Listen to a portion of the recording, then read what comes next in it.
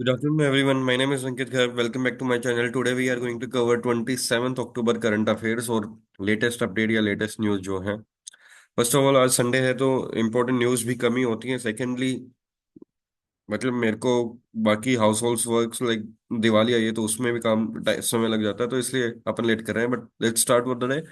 जल्दी खत्म हो जाएंगे, ज्यादा इंपॉर्टेंट न्यूज़ नहीं है। इसराइल ने हिट किया है ईरान के मिलिट्री को, साइट्स को, जिसमें 4 सोल्जर किल हो गए हैं। इसके बारे में डिस्कशन कर लेंगे। इनकी इंपॉर्टेंट न्यूज़ है, क्या क्या चल रहा है। मिनिस्ट्री ने आस्क किया है सोशल मीडिया फर्म्स को to curb the bomb hoax post कि आजकल इंडिया में बहुत सारी फ्लाइट्स में बॉम्ब की अफवाह फैल रही है कि बॉम्ब है, बट वो मैक्सिमम जगह पे मिला नहीं है सही। तो ऐसी जो पोस्ट सोशल मीडिया के ऊपर जो फर्म्स हैं जहाँ पे ये पोस्ट की गई है उनको कर्ब करने के लिए बोला मिनिस्ट्री ने। और ईडी ने क्रैकडाउन किया है on illegal sale of tickets to Coldplay and Diljit concerts. Diljit का कंसर्ट हुआ था और अभी कोल्ड प्ले का जनवरी 2025 में होना है। तो उस पे बहुत ही इलीगल सेल हो रही है टिकट्स की, काफी हाई प्राइसिंग हो रही है। तो बहुत सारे बंदों ने, फैंस ने जो है वो कंप्लेन की होगी, तो ईडी ने अपना केस अपने अंदर ले लिया है और ये लोगों के ऊपर चार्जेस वगैरह लगाना स्टार्ट कर दिया और लीगल्स के ऊपर सबके ऊपर डिस्कशन करना मतलब फाइंडिंग्स स्टार्ट कर दिए इन्होंने। सो इसराइल ने जो है हिट किया है मिशन टारगेट, जो किया है इसराइल ने वो मिसाइल की फैक्ट्री और मिलिट्री फैसिलिटी के ऊपर किया था। इसराइल की मिलिट्री ने बोला, ईरान ने बोला कि रेड ने जो है हमारा रडार सिस्टम जो है वो खराब कर दिया है, बट उसमें हमारी पहली प्रायोरिटी है कि भाई सीज फायर हो जाए गाजा और लेबनान के बीच में। तो नेतन्याहू जो इसराइल के पीएम हैं, उन्होंने ये बोला है कि main purpose of the attack appear to sending a clear message to Tehran that Israel can reach anywhere in the Iran, but at the same time उसके डिसीजन जो है to go for a limited attack shows sign of caution। तो Iran might see a result as of their hybrid deterrence। Basically ये कि Israel ने retaliate किया है भाई, जो अक्टूबर 1 को ईरान ने 200 मिसाइल दागी थी उसके ऊपर। इसराइल का रिस्पॉन्स जो है वो फियर ऑफ बॉर्डर फियर्स पैदा कर रहा है वेस्ट एशिया के अंदर, जिसमें warning prompt from Israel that Iran would face severe consequences अगर उसने हमारे ऊपर वापस से हमला किया। यूएस और ब्रिटेन ने बोला ईरान को कि आप कुछ मत करना।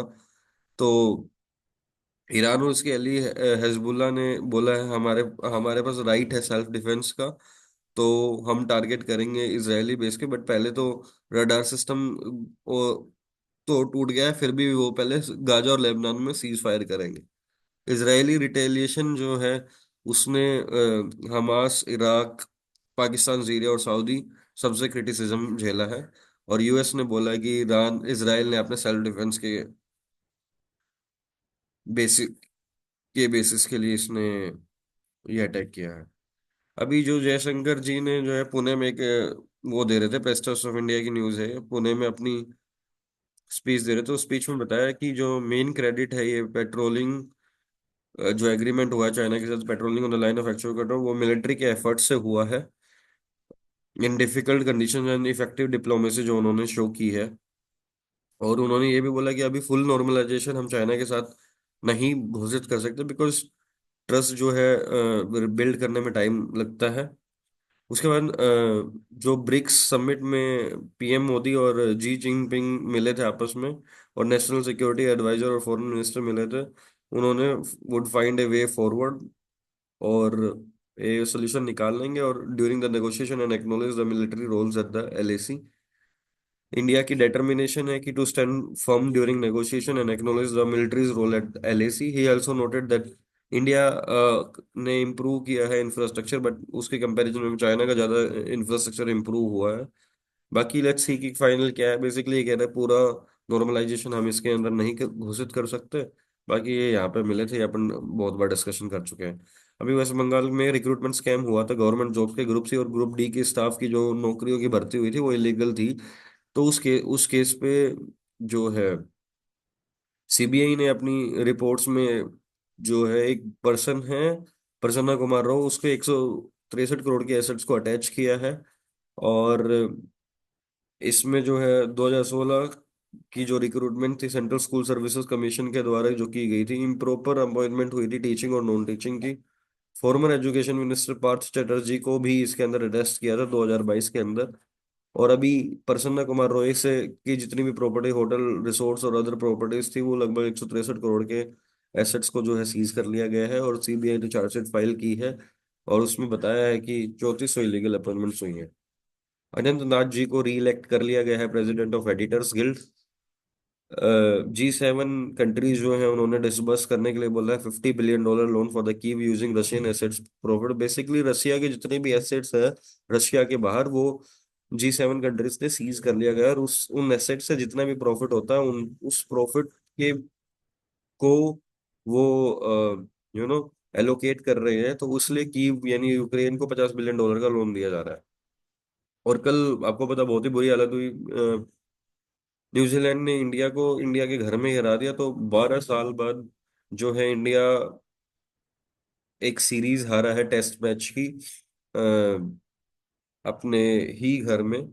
और कल काफी बुरा हाल किया, मतलब बैट्समैन में I guess yes left handed batsman ने जो कुछ किया है, सबसे ज्यादा किया है यशस्वी जायसवाल और जन जडेजा। राइट हैंडेड बैट्समैन कोई कुछ नहीं कर पाया। मिचेल सेंटनर ने सबको बोल्ड आउट किया। अकेले बंदे ने, सेंटनर ने 13 विकेट लिए। फर्स्ट इनिंग में 7 विकेट लिए थे, सेकंड इनिंग में 6 विकेट लिए हैं।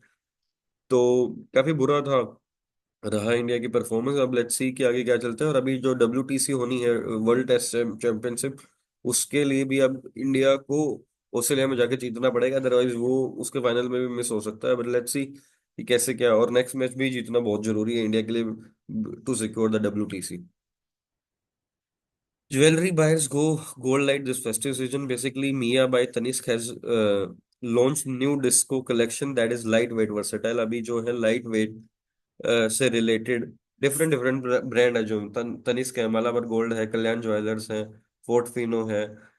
तो इन सब ने ये बोला है कि भाई PP ज्वेलर्स है कि लोगों की डिमांड जो है शिफ्ट हो चुकी है। वो 22 कैरेट या 20 कैरेट से शिफ्ट होकर 9 कैरेट से 18 कैरेट की रेंज में हो चुका है। और मैक्सिमम जो है 14 से 18 कैरेट के ऑप्शंस पे कर रहे हैं। सारे ब्रांड्स ने उसी से रिलेटेड जो है सर्विस करना चालू कर दिया। लाइट और वेट प्रोडक्ट्स और ज्वेलरी लॉन्च कर दिए गए हैं, और जिसमें 14 से 18 कैरेट ही होंगे, ताकि because of the price inflation और जो वो चल रहा है, तो उस बेसिस पे लोगों की परचेजिंग पावर कैपेसिटी जो है वो कम हो चुकी है। तो इस बेसिस पे उन्होंने बोला है कि बायर जो फेवर कर रहे हैं लाइट वेट और low carat gold this festive season due to the high gold price. Gold is currently price at 78,490 per 10 gram, leading to the increased interest in 9 to 8। तो बस 9 से 18 में हो सकता है, जो कि मोर अफोर्डेबल है। सबने ऐसा काम करना चालू कर दिया। 25 से 35 एज ग्रुप के बाय कर रहे हैं। गवर्नमेंट जल्द ही 9 कैरेट गोल्ड के ऊपर भी जो है हॉलमार्क स्टार्ट करेगी। FPI's hike stake in 28 Nifty firms in Q2। Basically 28 firm के अंदर टॉप 50 निफ्टी कंपनीज जो हैं, निफ्टी के अंदर टॉप 50 कंपनीज होते हैं, जिसमें से 28 फर्म के अंदर फॉरेन पोर्टफोलियो जो है इंक्रीज हुआ है, यानी फॉरेन की इन्वेस्टमेंट बढ़ी, और 21 फर्म्स के अंदर ये रिड्यूस हुआ है। फिर कंपैरिजन किया गया है कि भाई क्या है। सितंबर वाले क्वार्टर के अंदर 2023 में 22.89 था, अभी 22.32% है जो शेयर है FPIs का। यानी ईयर ऑन ईयर भी रिड्यूस हुआ है और क्वार्टर ऑन क्वार्टर भी रिड्यूस हुआ है। क्वार्टर ऑन क्वार्टर तो 0.04% रिड्यूस हुआ है, और लगभग 0.5% जो है रिड्यूस हुआ है ईयर ऑन ईयर। जिसमें जो स्टेक्स बढ़े हैं, टाटा मोटर्स में बढ़े हैं, अपोलो हॉस्पिटल में बढ़े, हिंडाल्को में बढ़े, सिप्ला में बढ़े, NTPC में। अभी आपको पता है कि सारी काफी बुरी हालत है जब से इसराइल ने इस पे ईरान पे किया है। तो कल मंडे है, मंडे को फिर प्राइस जो है शेयर मार्केट फिर से गिरेगा। तो ये दिवाली तक वैसे भी गिरेगा, दिवाली के बाद थोड़ा बहुत बढ़ जाएगा। और तो ये जो सारे निफ्टी 50 कंपनीज है, इसमें Tata Motors, Apollo hospital, Hindalco, Cipla, NTPC, इनमें इन्वेस्टमेंट कर देनी चाहिए। और जो स्टेक्स कम हुआ है इंडसइंड में, एक्सिस बैंक में, मारुति सुजुकी, ट्रेंट और आइसर मोटर्स में कम हुआ है। एक्स NTA DG जो है Subodh Kumar is additional secretary बना दिया गया है इनको स्टील मिनिस्ट्री के अंदर। प्रेस ट्रस्ट ऑफ इंडिया की ये न्यूज़ है। ये थी आज की इंपॉर्टेंट न्यूज़ है। कल फिर मिलते हैं। Keep learning. Thank you, bye bye, take care.